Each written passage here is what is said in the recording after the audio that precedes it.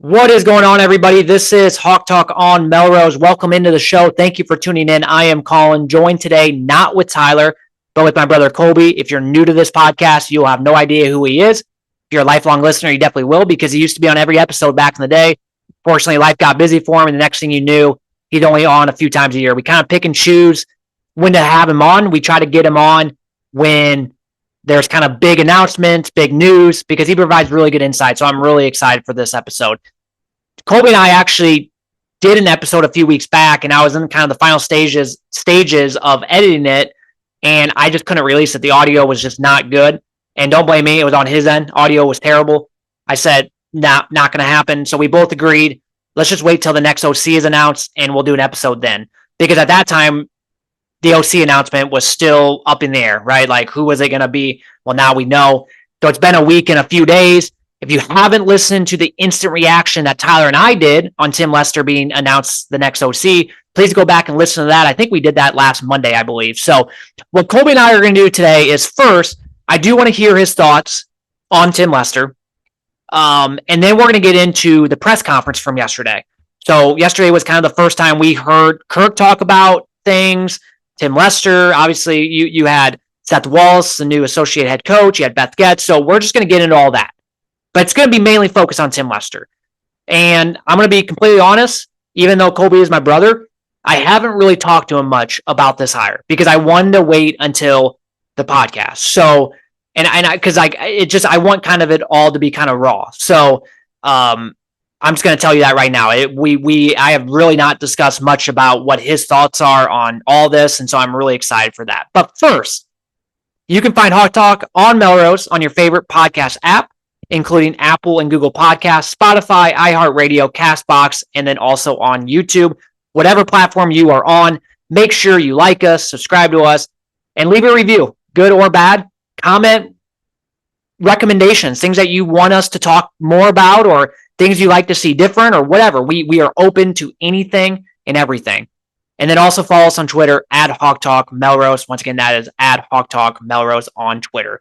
So let's get right into it. Before we get into the presser yesterday, what was your overall thoughts on the whole process and getting Lester? Because I think you're probably like me where, at the time I was pretty upset because I was all in on Kevin Johns, because that's kind of who the name kept coming up and the resume of Kevin Johns. And I think I almost kind of was blinded to the fact that, hey, like, this Tim Lester, like, he is just as capable. And I think we were all kind of blinded by him because we were so focused and so like gung-ho on getting Kevin Johns. And I think we're all kind of taking kind of a step back and be like, okay, I think maybe this will be not a bad hire. But what are your thoughts on just the hire itself? Well, I mean, I think, first of all, I think we'd be remiss if we didn't talk about the overall process, because I do think Kirk deserves a little bit of criticism with how the entire process played out. I think this is something that, Kirk being old school, I don't fault him for that. He's very focused on the here and now. And I do think it ended up working out. But I think, when this whole thing happened in October, I didn't have a problem with Kirk waiting till after the season to get things going. I did think that once bowl season came around, that he would spend a little more time searching for a candidate to replace his son. And when it got to the second week of January and things still weren't moving, and we're slowly starting to figure out that, he probably put his chips in one basket with Paul Chryst.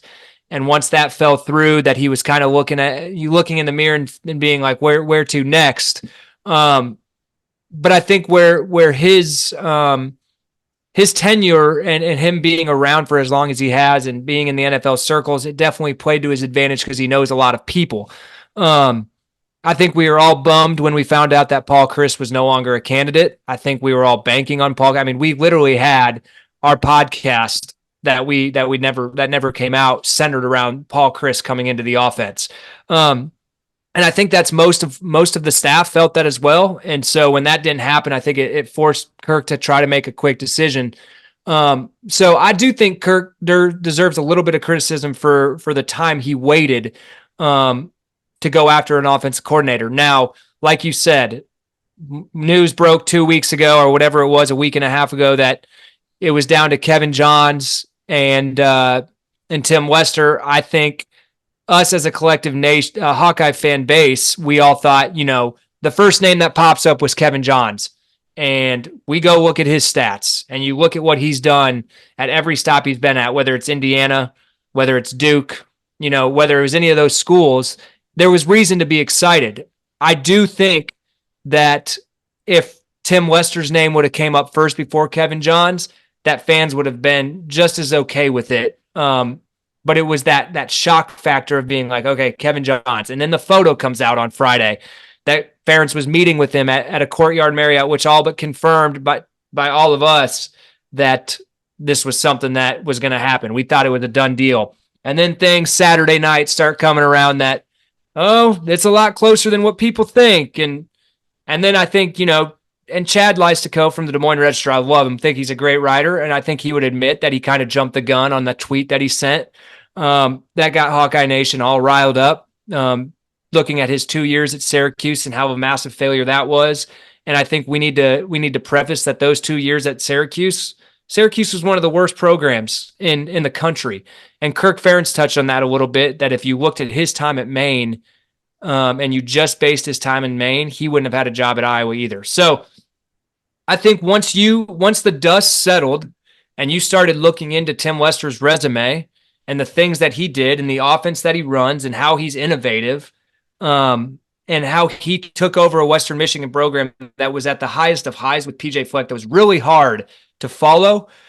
He did a pretty good job until the wheels fell off in 2022. So if you look beyond just the stats, look beyond just the person and that he was a fired head coach from Western Michigan, you start looking, you're like, okay, this guy has done some things that have been good. Granted, it's the MAC, but I think, like you told me, I think we were on the phone the other night, or maybe you said it on your podcast. Hell, we didn't even do that to defenses that were in the MAC or any of those other conferences. So I think the whole entire process was interesting. I think Hawkeye fans were on edge because of where we've been the last 2 years and how bad it's gotten.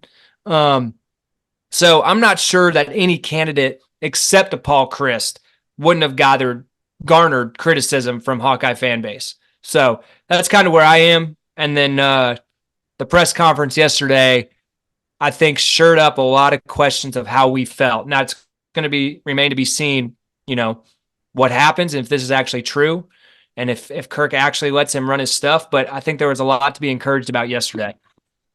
Yeah, I think when he got hired, the last week was the question of, will Kirk let him do his thing? Now, I think we all can agree that there's going to be parameters that are going to be in play because, Kirk wants to do certain things, but the question was, will Kirk at least open it up a little bit to let this OC or whoever the next OC is to kind of be able to kind of run what he kind of wants to run. And, because we obviously haven't seen it with Brian. We didn't see it with Greg Davis, Ken O'Keefe, it's always been kind of the same. Yesterday, the press conference, and once again, we have to wait and see. This is all a wait and see game. We'll probably see a little bit in the spring, but even the spring ball, you're probably not going to really be able to take much from that. It's really going to be until you look at spring. That's going to be a whole phase of implementing his scheme. Yep, exactly. And it's going to be rusty, but yeah. So we're mainly going to have to wait till the first game to really know. But yesterday was just a little reassuring. It just felt like I just took away just some of the things that he said, and then even like some of the stuff that Kirk kind of said, because I was kind of hoping that like Kirk would say some stuff, and you knew he was never going to really get into, because that's just who Kirk is, but kind of just reading between the lines where it almost kind of seems like he is going to allow Lester to kind of run what he kind of wants to run. But once again, it's going to be, it's going to be in a set of perimeters. It's not going to be full on complete change, nor should it be, because we're not asking for that. But that was at least reassuring yesterday for that. And I liked how he started off the press conference. The quote, I'm just going to read it right now. He just said, we're going to be a physical football team. We're going to be disciplined, and we're going to be aggressive in everything we do, from run game to pass game to keepers to RPOs to tempos. And I just thought that was interesting that was his first statement with Kirk being right next to him. I feel like if he didn't really believe any of that, I don't know why he would start off his statement by saying that stuff. So it really makes me feel that I think Kirk respects Lester enough and respects what he has done that I think Kirk will let him implement what needs to be implemented. And we'll get into like the flexibility and stuff like that here in a little bit, but that was just my first kind of reaction to it all. Yeah, and I think we have all been a little guarded after the last couple years with what we've been seeing. Now, think about back in 2012 when we first hired Greg Davis. Greg came in. Greg did implement his offense. Obviously, there were parameters, but Greg Davis was known for horizontal passing, getting reads out quick, and that's literally what happened. So I think, people saying that everything's under Kirk's parameters, I think that's a little off base because I do think Kirk lets people run his offense. I do think Brian Ferentz was running a version of his offense. I just don't think Brian Ferentz did it at a rate that he knew what he was doing. I don't think he knew how to scheme. He's admitted that he wasn't a quarterback's coach, that he was an offensive line coach. And I think there's something to be said. I think there's a lot to be said, especially about from the quotes we heard yesterday about Tim Lester coming in and being a quarterback's coach. I think you're immediately going to see a rise in play in our quarterbacks that we haven't seen since probably CJ Beathard. I mean, we don't give Nate Stanley enough credit, but I don't ever think that Nate Stanley was the guy that could take us to the next level. I think you're going to see a real change in how our quarterbacks approach the game. I think Tim Lester wants players that are going to be playmakers. And a quote that stood out to me yesterday that got me, I think it was right when I logged on, that got me absolutely fired up. I have it right here. Talking about how he wants to reinvent the wide receivers room. He said, obviously, wide receivers play a huge part in what you're running schematically. Putting them in position is the biggest key. From my time in coaching, I think we've had a bit of good wide receivers. I haven't had a chance to meet all of the wide receivers yet, but I want to make sure the quarterback understands we're going to spread the ball around and he is going to read his keys as he's supposed to. And it's my job to make sure one of those first couple of options is the guy we want it to be. Had some success with that, and I plan to keep it going. I mean, is that not I get excited talking about that because that is such a breath of fresh air from what we have heard from Brian Ferentz the last 7 years of what's the upside. We're going to just keep doing what we're doing. I mean, it's a total departure. And now, like you said, that's remained to be seen. But having a guy come in and say, we're going to scheme week to week on how we're going to play the game is something that Iowa fans have been asking for years. And we touched on this on one of our the podcast that didn't get released, the Tennessee game. Tennessee's cornerback, they were down 7 defensive backs. Their cornerback was a true freshman. Not once did we try to exploit that. Tim Lester comes in and says, we are going to find the seams and find the holes in the defense, and we're going to attack it. And that got me super excited. And I was going to go off on that where the quote where he said, I think being an offense coordinator is about making adjustments. He's like, I've been calling plays for a long time. I've been a head coach. I want to say when I was 24, 25 years old. So I've called a game where I've had 70 passes or 70 runs. You have to make adjustments as it's happening because your opponent has a plan too. When you're having to think and make adjustments, I think being in the environment and being in the booth is way better learning environment. He was talking about the press, being in the press box. But yeah, I mean, it's just how many times in the last how many years under Brian had we go into a game and it looked like, I remember always saying this to maybe you or even to Tyler. It's like, what are we doing different this game? Like we look exactly the same. It looks like we're not doing anything to exploit the defense. And every defense has weaknesses. Every defense, you can find ways to kind of pick on them. But no, instead, every single defense that went up against us would put, 8, 9 guys in the box, because we're running 22 personnel and you only have one wide receiver out there and no defense respects our passing game. So you really only need a corner on that wide receiver. You don't even really need any safety help. So what happens is you have the defensive line, you have the linebackers play up, you have the safeties play up. And what do?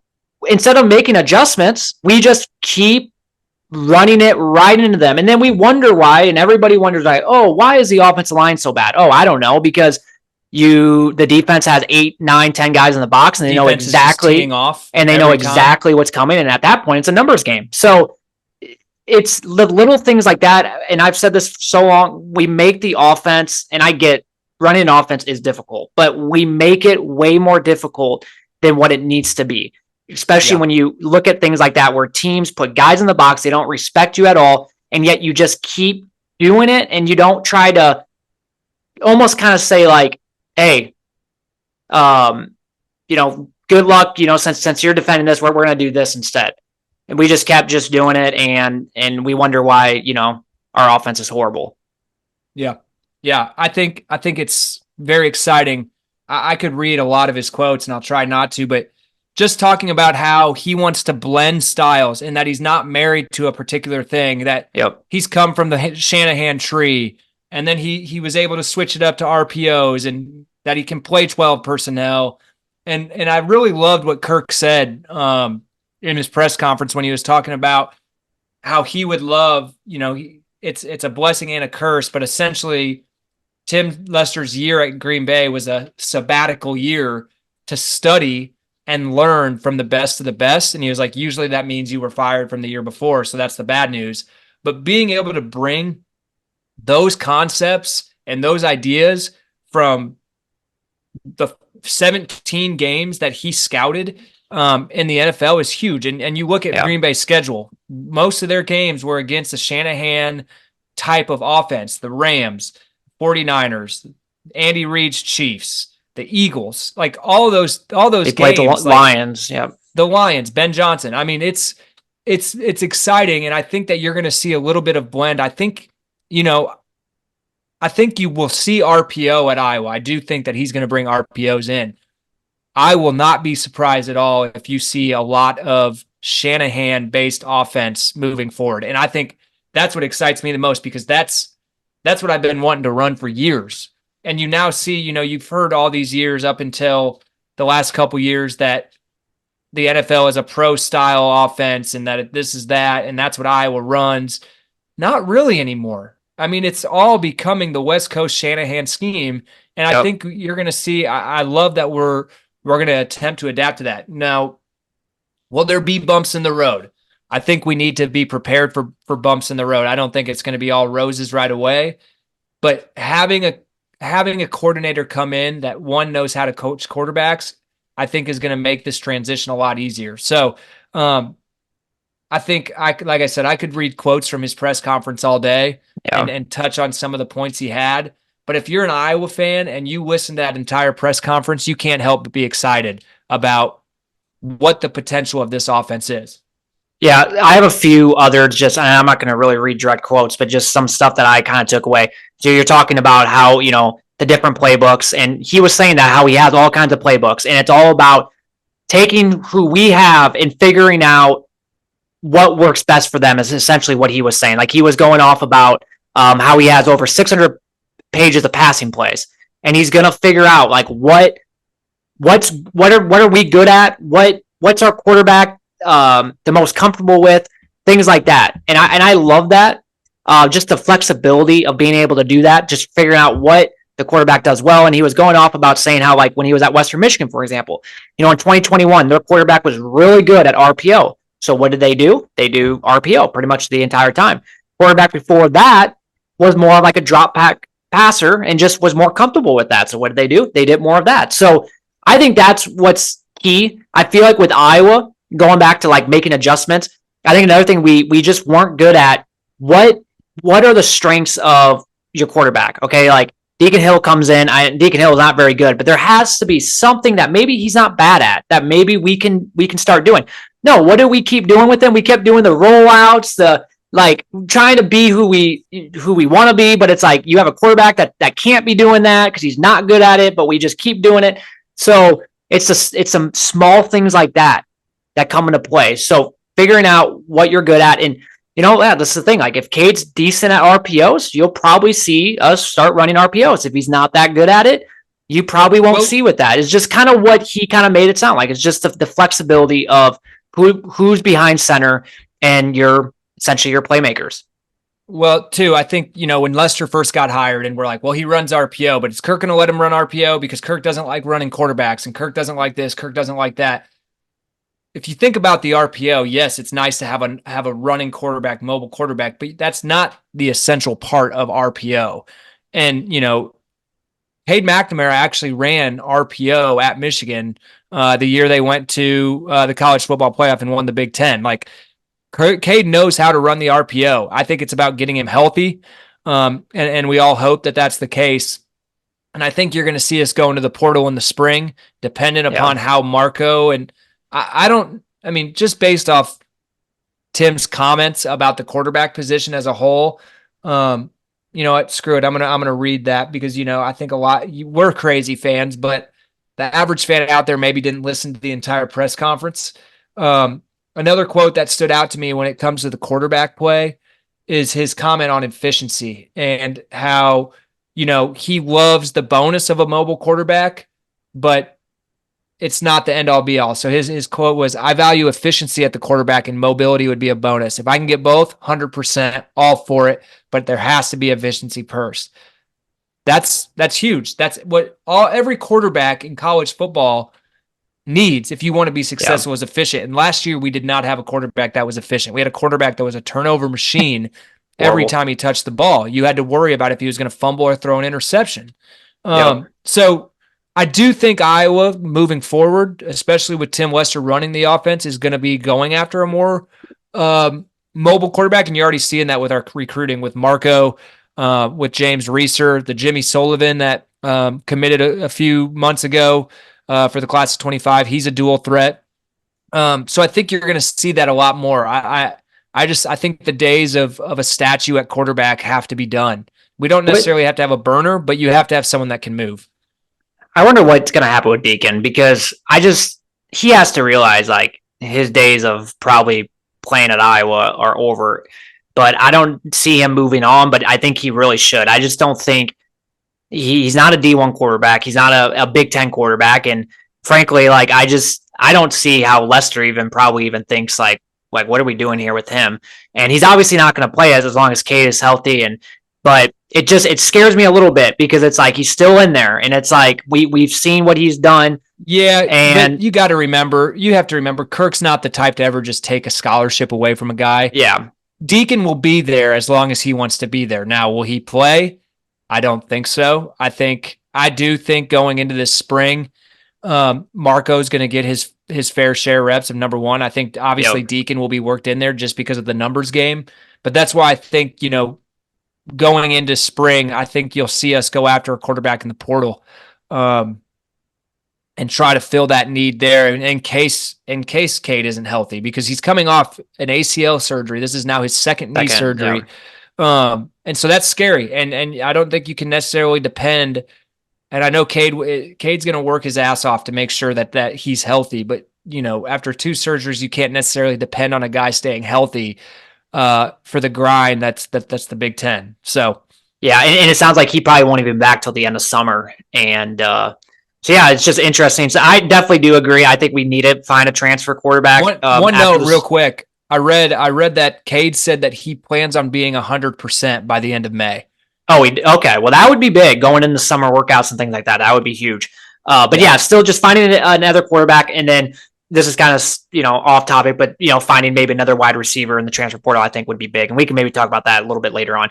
One last thing I want to go over with this press conference that really got me excited as well, because we have talked about it for so long, is Iowa's route trees.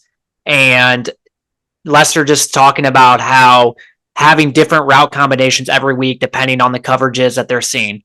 And going back to what we keep talking about the last how many years with Brian, how it just felt like every game was the same old. We did not change anything up. That was refreshing to hear, because that's one of our problems is our route trees it's horrible. Like, you watch like last year's games and just watch the wide receivers go out on routes, and it makes you almost want to like take your eyeballs out, because it's like, oh my gosh. And so just hearing that was refreshing. That's kind of the last thing I kind of wanted to touch on the press conference yesterday. Yeah, I mean, he basically said that route trees are going to look different week to week based on the scheme, based on what the defense is giving them. And his key is to do the same thing over and over again, but make the defense think it's a different play. Wow. Like, that's what we are. That's what everyone wants. That's what everyone wants, is making the defense guess instead of stacking, like you said, 8 to 9 guys in the box, knowing exactly what's coming. So that's exciting. I think we're like you said, watching Iowa's receivers run routes the last 6 years, outside of a couple years with Amir Smith-Marset and Brandon Smith, and it wanted to make you gouge your eyes out. So I think we're going to see stuff different. I am excited that Tim Lester seems to be more of a guy that wants to be out in the recruiting trail. I was past, Ken O'Keefe, Greg Davis, Brian Ferentz. They never recruited. And Tim Lester makes it seem like he's going to be out in that recruiting trail. He knows how to recruit Chicago. He'll be recruiting Michigan. And I think that's going to be big for us to get some of these guys. I mean, you look at his receivers that he's recruited over the years and that have played for him, and it's impressive. And so if we can get some of those guys to come into the program and get into our strength and conditioning and actually be an asset on the team, that's exciting. But also look at our roster right now. I think Caleb Brown, if you're Caleb Brown, you have to be excited about what the possibility is, because he values, Coach Lester values having a number one wide receiver. You look at it with Sky Moore, D. Eskridge, and those players. I was actually going to go through real quick just some of the wide receivers in the production at Western Michigan. I'll try to make it as quickly as possible, just since you brought it up. But like D. Eskridge, he was a second-round draft pick from the Seattle Seahawks. Now, he was technically recruited by PJ Fleck because he came in in 2016, but his last year under PJ Fleck, which would have been his freshman year, he only had 121 yards, so he didn't really play much. But in his tenure at Western Michigan, he finished with over 2,000 yards on 15 touchdowns, and he didn't even play in 2019. He got hurt like the second game of the season. And then another player from 2016 to 2018, so once again, he would have got recruited by Fleck, but he only had like 20-some yards 2016. It was mainly in 2017, 2018 under Lester. He had 704 yards, 9 touchdowns. And then the guy I think a lot of people will know is Jaden Reed. He was at Michigan State, now obviously with the Packers. In his 1 year at Western Michigan in 2018, he had 797 yards in just 1 year as a freshman and 8 touchdowns. So that's more yards in 1 year than all 4 of our wide receivers combined this last year.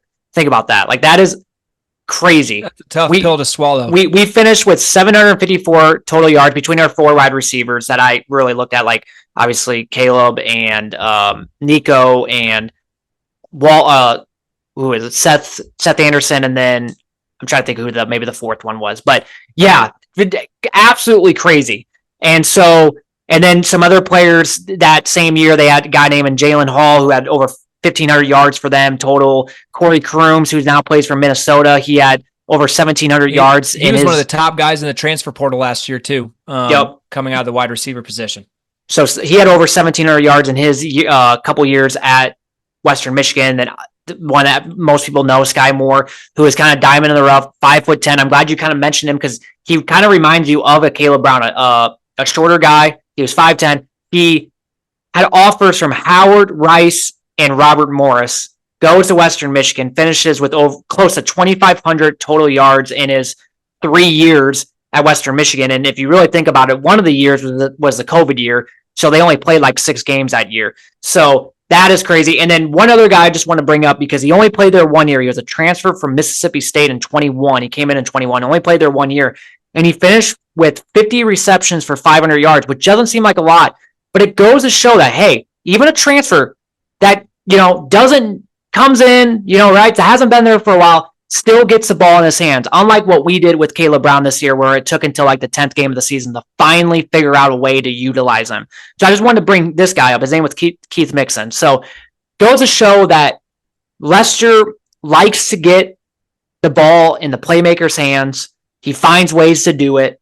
And it really gets me excited because you think about this last year, our leading receiver was Eric All, who got hurt in the middle of the season. 299 yards.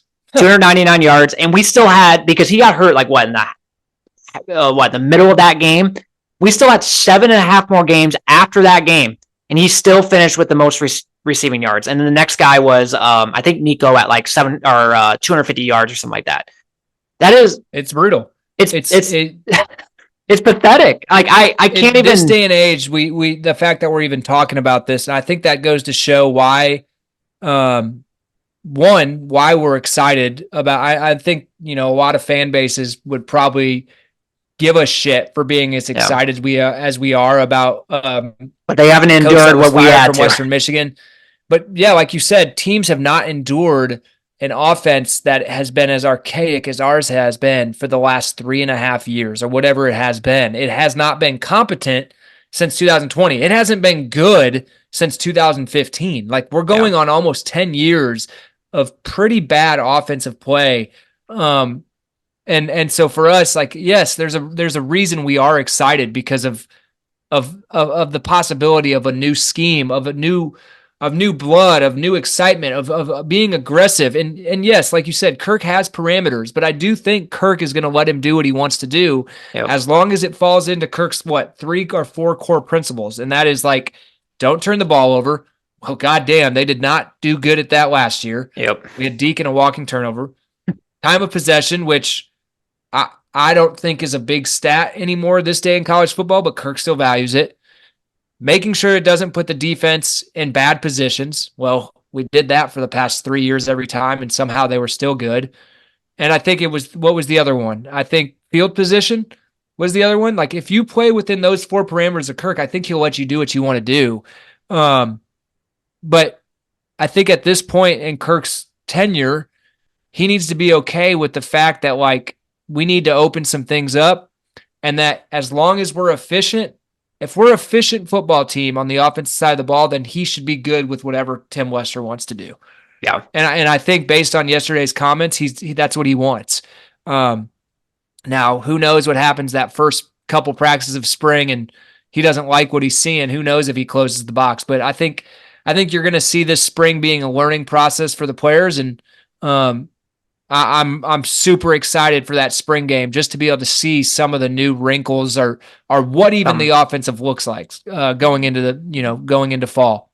Yeah, I think we all just can agree. Like we were dead last in offense, where even a top 80 offense, a top half would be incredible.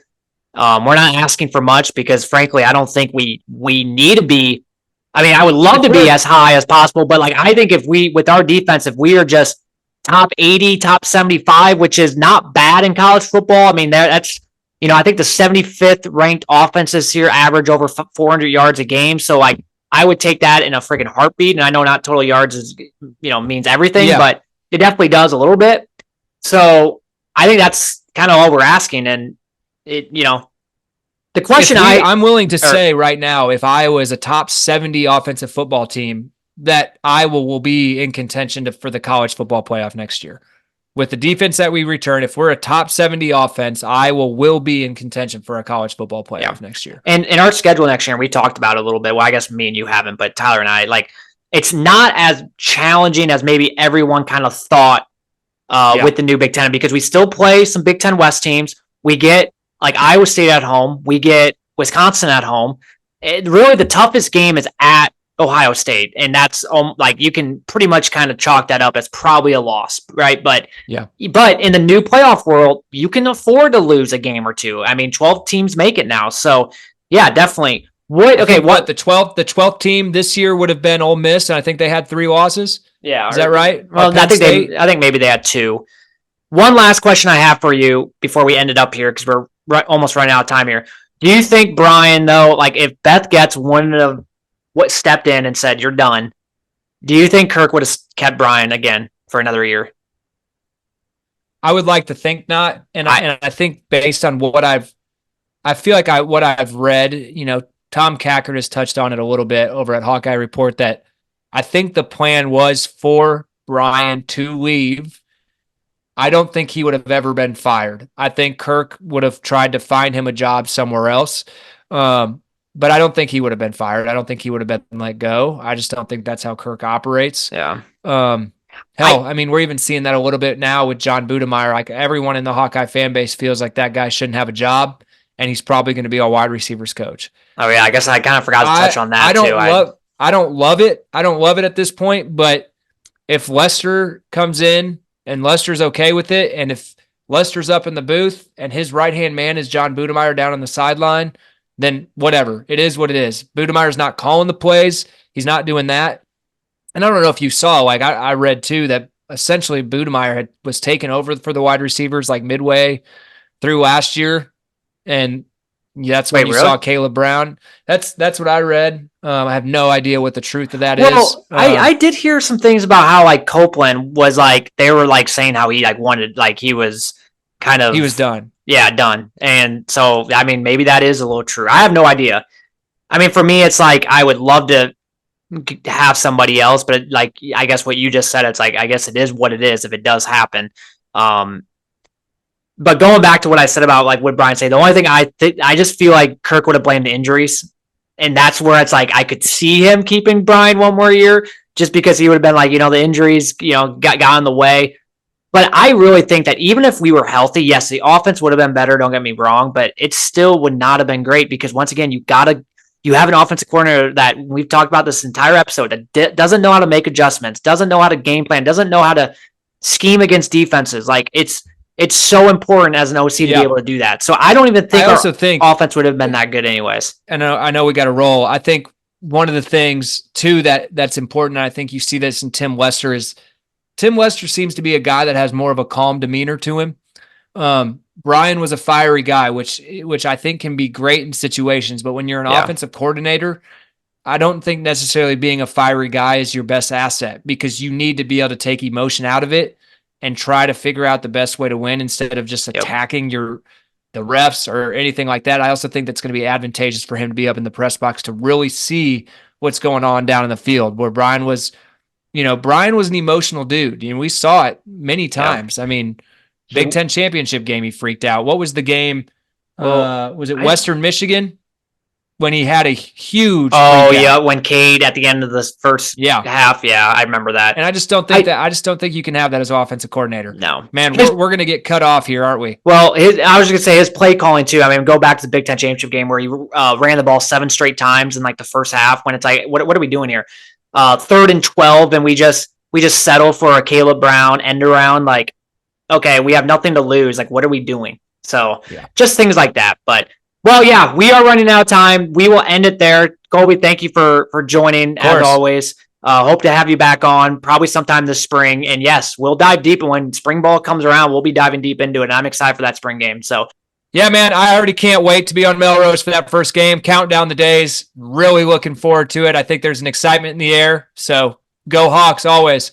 I can't wait. It's going to be here before you know it. It's always like this summer goes by slow, but it gets here before you know it. And I'm so pumped. But yeah, sounds good, man. You have a good night. Thank you guys for listening. As always, we'll be back soon, and go Hawks.